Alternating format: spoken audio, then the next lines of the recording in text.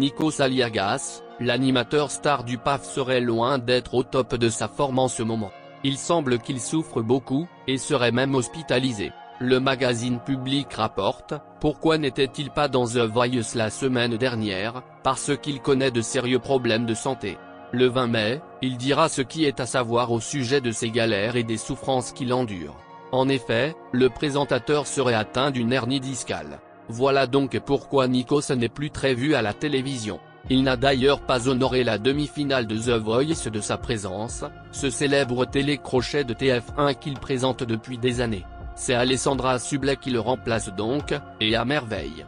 La présentatrice a pris plaisir et s'est sentie honorée que Nikos Aliagas et l'équipe de TF1 lui fassent confiance. L'émission s'est donc bien déroulée malgré l'absence de Nikos, malade. Heureusement, Nikos Aliagas est bien entouré et il peut compter sur le soutien de ses amis. C'est notamment Pascal Obispo qui a voulu lui rendre hommage, sur le plateau même de l'émission. J'ai passé ma soirée avec lui au téléphone. Nikos, quand il se retrouve un peu seul comme ça, il m'appelle, confie-t-il. Il vous embrasse tous.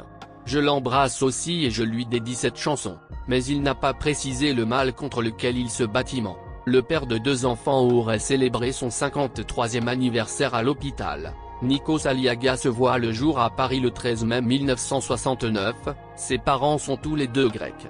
Son père est tailleur, et crée les costumes d'Alain Delon sur Borsalino. Après avoir obtenu son baccalauréat, il s'inscrit à la Sorbonne, où il suit des cours de lettres modernes. Afin de financer ses études, il travaille de nuit à RFI. Sa maîtrise en poche, Nikos qui est polyglotte, français, grec, espagnol, anglais et italien.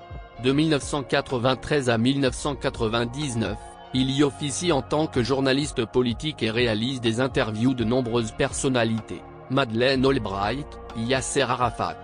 Repéré par une productrice, il rejoint Union Libre, émission consacrée à l'Europe où il représente la Grèce. En parallèle, il présente le journal de 20h30 sur une chaîne grecque.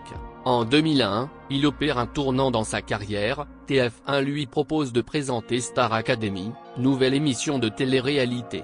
C'est un énorme carton, et Nikos Aliagas devient l'un des animateurs préférés des Français. 2 restent aux commandes du show jusqu'à la dernière saison en 2008.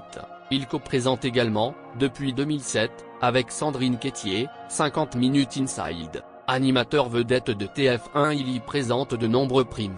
Côté cœur, après plusieurs histoires d'amour, Nikos Aliagas a le coup de foudre pour Tina Grigoriou, médecin d'origine grecque.